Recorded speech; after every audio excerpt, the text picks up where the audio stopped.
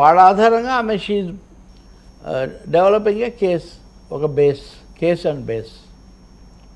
Sir tickets రేట్స్పై టాలీవుడ్లో tension. ఎందుకంటే సంక్రాంతికి పెద్ద సినిమాలు 3 రిలీజ్ అవుతున్నాయి. ఈ టైంలో ఈ పుష్ప అలజడి వాటికి పూర్తిగా ఎఫెక్ట్ పడుతుంది అని చెప్పి నిర్మాతలు లబోదిబోం అంటున్నారని వాళ్ళు ఏదో ప్రత్యేక మీటింగ్ కూడా ఏర్పాటు చేసుకుని ప్రభుత్వం ముందు చెప్పడానికి. ఇంక రేవంత్ రెడ్డి గారు ఒకసారి డిసిషన్ తీసుకున్న తర్వాత ఏదైనా టాలీవుడ్కి ఇది పెద్ద ఎఫెక్టే అనుకోవచ్చండి. అంటే ఇది ఒక ఝలక్, అంటే అనుకోని కుదుపు లాంటిదే. ఇది షాక్. అందులో ఇంకా దాదాపు దగ్గరకు వస్తున్నప్పుడు ఈ మధ్య దిల్ రాజును టీఎఫ్డిసి ఫిలిం డెవలప్మెంట్ చైర్మన్ కూడా చేశారు. ఆయన అన్ని వర్గాలతో దగ్గరగా ఉన్నారు. ఆయన సినిమాలే ఇప్పుడు వచ్చే 3 సినిమాల్లో కూడా ఆయనకు సంబంధం ఉంది. ఇలాంటప్పుడు ఏదో ఎంకి పెళ్ళి సుబ్బి ప్రాణానికి వచ్చింది అన్నట్టుగా, ఎంకి పెళ్ళి సుబ్బి ప్రాణానికి వచ్చినట్టు ఈ వివాదం కాస్త దేనికి వచ్చింది. మరి ఏ విధంగా అయినా దిల్ రాజు లాంటి వాళ్ళు కొంత కన్విన్స్ చేసి ఒక మాట మటుకు చెప్పొచ్చు.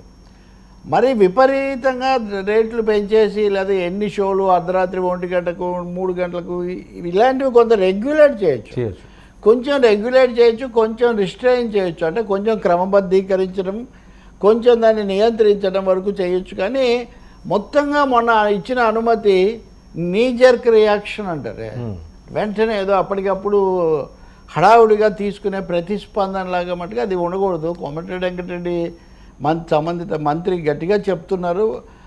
రేవంత్ రెడ్డి స్వయంగా సభలో ప్రకటించేశారు. పరిశ్రమ పెద్దలు మాట్లాడి దీన్ని కొంచెం సర్దుబాటు చేస్తారేమో మనం చూడాలి. దీర్ఘకాలంలో ఇలాగే ఉంటుందని నేను అనుకోను. తప్పకుండా ప్రభుత్వం ఏదైనా కొన్ని మినహాయింపు, అనేక పద్ధతులు ఉంటాయి. మనలాంటి డ్రాఫ్ట్స్ పీపుల్ ఉంటారు. ఆ డ్రాఫ్ట్ అలా కాకుండా ఇలా రాసి కొంత వెసులుబాటు కలిగించే అవకాశం ఉంటుంది, రావాలి అని కూడా నేను కోరుకుంటున్నాను. కానీ అదే సమయంలో దాన్ని తమ లాభాలకు కారణంలాగా చేసుకొని రేట్ల పెంపు మీద ఆధారపడి లెక్కలు వేసుకోకుండా సినిమా యొక్క బలము, కథా బలము, ప్రేక్షక ఆదరణ, దానికి ఇది అడిషన్, ఇది ఇన్సెంటివ్, ఇది బోనస్. రేట్ల పెంపు అయినా బెనిఫిట్ షోస్ అయినా అవి ఇన్సెంటివ్ లాంటివి, బోనస్ లాంటివి, లేకపోతే అంతేగాని దాన్ని ప్రధానంగా చేసుకోవడంతో ఇప్పుడు అది తగ్గిస్తే ఏమవుతుంది, ఇలాంటి చర్చలు వచ్చాయి. రెండోది 1-2 సార్లు వాళ్ళు బలగుద్ది అసలు అవి వద్దు ఇవి వద్దు అంటే అది ఏదో సమస్య చెప్తారే, జబ్బు ఒకటైతే మందు ఒకటేసినట్టుగా జరిగిన సమస్య వేరు, పరిష్కారం వేరు. అతి సర్వత్రా వర్జయత్తాన్ని, ఏదైనా అతి ఉండకూడదు. సో పెంపును కూడా కొంచెం క్రమ పద్ధతిలో చేయండి, అది అందరికీ అందుబాటులో ఉండేట్టు చేయండి. తప్పకుండా అలా జరుగుతుంది. బహుశా చర్చ కూడా జరగవచ్చు.